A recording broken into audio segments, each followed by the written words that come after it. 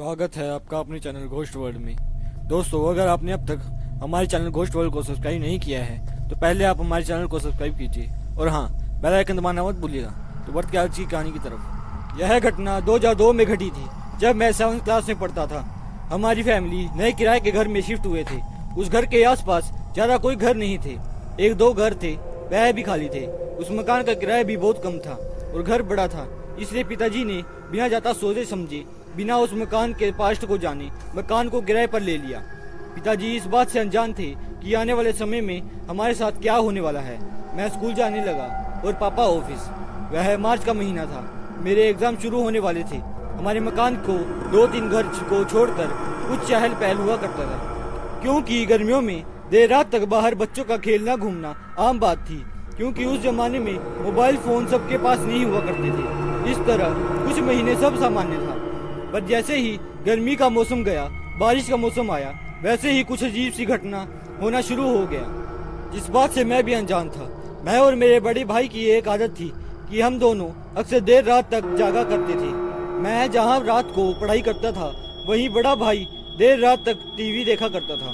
तभी एक दिन रात के करीब 1 बजे के आसपास घर के पीछे एक पायल की आवाज सुनाई दी। घर के पीछे बरसात के दिनों में बड़े बड़े घास और जंगली पेड़ पौधे उजाया करते थे, जो देखने में ही डरावने लगते थे।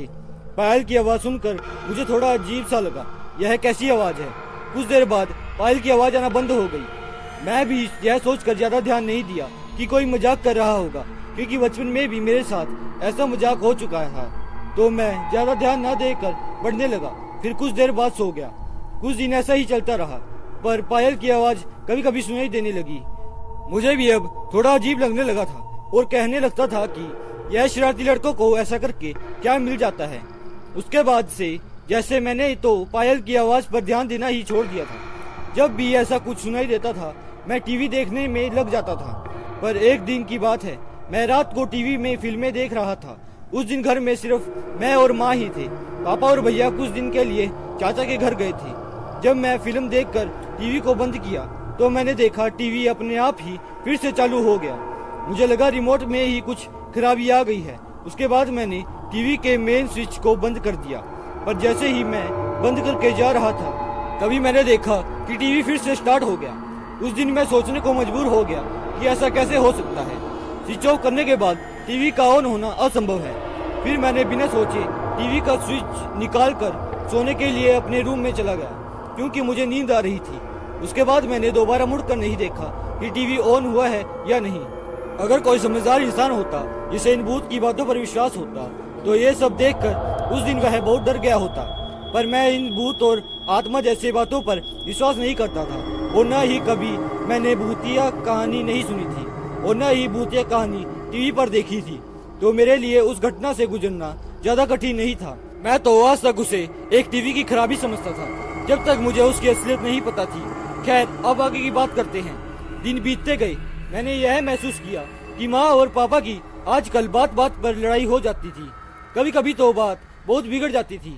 ऐसा पहले कभी नहीं होता था, पर क्योंकि मैं उस समय बहुत छोटा था, तो इन सब बातों पर कभी गौर नहीं करता था। मैं भी कुछ ज्यादा ही आक्रामक होता जा रहा था। मैं बहुत जल्द गुस्सा होने लगता था। जब मैं गुस्सा होता था तो पता नहीं ऐसा क्या हो जाता था कि अपने ही पैर को डंडे से पूरी ताकत के साथ मारने लगता था। वह पल बहुत ही अजीब और डरावना था, क्योंकि ऐसा मैं कभी भी नहीं करता था। आज जब उस घटना की सच्चाई पता चली तो मैं सोच कर ही कांप जाता हूँ। एक दिन की बात है, ठंड का मौसम शुरू हो चुका था। एक रात 12 बजे के बाद मुझे वही पायल की आवाज सुनाई दी, पर उस दिन मेरे होश उड़ गए, क्योंकि उस रात बारिश की भी हो रही थी और ठंड भी बहुत ज्यादा थी। तो घर के सारे फैन बंद थे, जिसकी वजह से शांत में सब कुछ क्लियर सुनाई दे रहा था। उस दिन मैं पहली बार बहुत डरा था, क्योंकि अभी तक मैं पायल की आवाज को किसी लड़के या लड़की की शरारत समझता था। पर इतनी ठंड में और बारिश में कोई ऐसा बाहर पागलों की तरह नहीं जाना चाहेगा। उस दिन के बाद से मुझे भी लगने लगा था कि कुछ तो गड़बड़ है।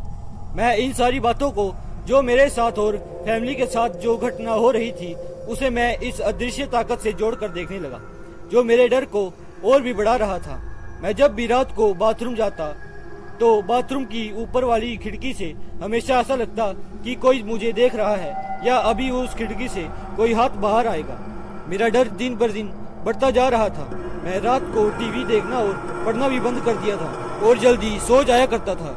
मैंने अभी तक घर में किसी को नहीं बताया था कि मुझे ऐसा एहसास हो रहा है, क्योंकि बताता तो भी मुझ पर कोई भरोसा नहीं करता। क्योंकि पायल की आवाज़ हो या टीवी का अपने आप शुरू हो जाने की घटना, यह सब घटना मेरे साथ ही हो रही थी। मैंने भाई को बताने की कोशिश किया, पर वह भी मेरी बात पर ज्यादा ध्यान नहीं दिया।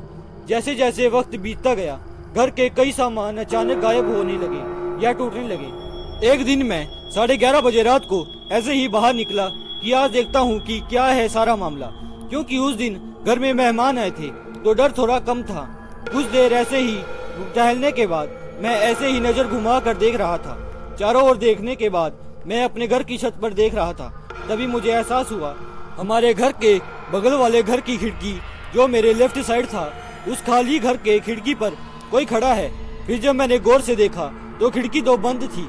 मैं डर कर घर के अंदर की ओर चला गया। उस दिन के बाद से मैं कभी भी रात को घर से बाहर नहीं निकला। मैं डर की वजह से हर रोज शाम को हनुमान चालीसा डीवीडी में चला दिया करता था। इससे मुझे मानसिक रूप से कुछ राहत जरूर मिली और ऐसे घटना भी कम होने लगी और मेरा डर भी कम होने लगा। पर एक दिन ऐसा हुआ जिसकी मैंने कल्पना भी नहीं किया था। जनवरी का महीना चल रहा था। माँ और पिताजी गांव गए थे। घर में सिर्फ मैं और भाई ही थे। हम जल्दी खाना खाकर करीब 11 बजे ही सो गए। मैं गहरी नींद में था। तभी रात के करीब 2 बजे अचानक भाई के चिल्लाने की आवाज आई। मैंने झट से अपनी आंखें खोली। भाई ने चिल्लाते हुए कहा कि दरवाजे के पास कोई है। मैंने कहा ठीक से देखो, कोई नहीं होगा, आपका कोई भ्रम होगा। पर भाई ने कहा नहीं, अभी भी कोई है। फिर भाई ने तुरंत जाकर लाइट ऑन कर दिया, पर वहाँ तो कोई भी नहीं था। उस दिन मैं और भाई बहुत ज्यादा डर गए थे, खासतौर पर मैं, क्योंकि यह सब अभी तक तो मेरे साथ ही हो रहा था। पर अब भाई भी इस अदृश्य ताकत को महसूस करने लगा था। उस रात को हम रात के 4 से 5 बजे तक लाइट ऑन करके जागते रहे। फिर 2 दिन तक सब ठीक रहा, पर 2 दिन के बाद वो हुआ जिसका मुझे हमेशा से ही डर लगा रहता था। मैं सो रहा था, तभी मुझे कुछ अजीब सा एहसास हुआ और मेरी आंख खुल गई। मैंने महसूस किया कि खिड़की के पास कुछ है। मैंने अपनी आंखें बंद करके चादर ओढ़कर सोने लगा। पहले तो मैंने भाई को आवाज लगाने की कोशिश किया, पर मेरे मुंह से आवाज नहीं निकल पा रही थी। कुछ ही देर बाद मुझे एहसास हुआ कि कोई बहुत भारी चीज मेरे ऊपर आकर बैठ गया है। मैं पीठ के बल लेट गया था।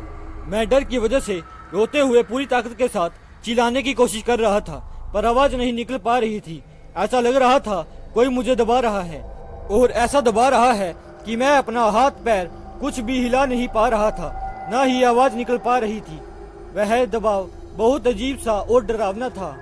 कुछ पल ऐसा महसूस हुआ कि अब मैं जिंदा नहीं बच पाऊंगा। बहुत कोशिश करने के बाद भी मैं कुछ नहीं कर पाया और अंत में मैं बेहोश हो गया। उसके बाद मुझे कुछ भी याद नहीं। अगली सुबह मैं पहली बार 11 बजे उठा। ऐसा लगा कि जैसे मैं किसी बहुत ही अंधकार जगह से आया हूँ।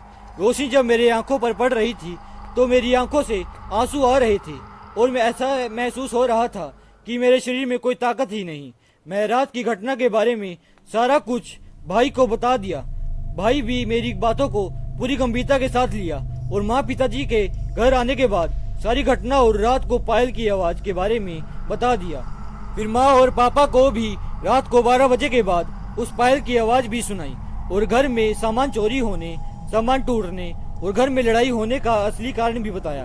मम्मी पापा ने भी हमारी बातों को पूरी गंभीरता के साथ लिया और उन्होंने भी पिछले कुछ महीने से होने वाले अजीब घटना को हमारी बातों से जोड़कर देखने लगे, क्योंकि मम्मी पापा के साथ भी ऐसे कुछ घटना हुई तो थी जिसे वे अक्सर नजरअंदाज कर दिया करते थे।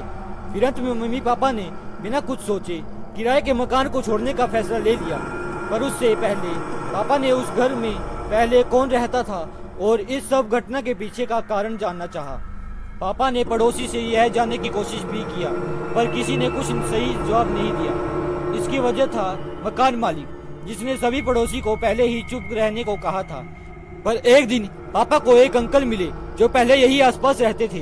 उन्होंने पापा को बताया कि हम जहाँ रहते हैं उस घर के पीछे ही एक लड़की की लाश मिली थी, पर आज तक पता नहीं चला था कि उस लड़की ने खुदकुशी की थी या मर्डर। साथ ही हम जिस घर में रहते थे उस घर में कोई खान अंकल अपने फैमिली 3 बेटे और 2 बेटियों के साथ रहते थे। यह सारी घटना 6 महीने पहले हुई थी। तब से यहाँ कोई भी किराएदार नहीं रहता। यह मकान खाली पड़ा था, साथ ही आसपास के मकान भी खाली ही रहते थे। उस दिन पता चला कि मकान मालिक इतने सस्ते में यह मकान पापा को किराए पर क्यों दिया था। उस दिन के बाद से हम वो मकान छोड़कर चले गए। आज 19 साल बाद जब मैं फिर उसी घर को देखने गया दूर से, तो आज वह इलाका पूरी तरह सुनसान हो चुका है। अब वहाँ लोग भी नहीं रहते। वहाँ के अधिकांश घर टूट चुके हैं, पर वह घर जिसमें हम रहते थे और आसपास की वो खाली घर आज भी जर्जर हालत में एक खंडर के रूप में है। तो कैसी लगी आपको आज की कहानी? अगर अच्छी लगी हो तो वीडियो को लाइक करना मत भूलिएगा। मिलते हैं जल्दी किसी नई वीडियो के साथ। तब तक के लिए जय हिंद।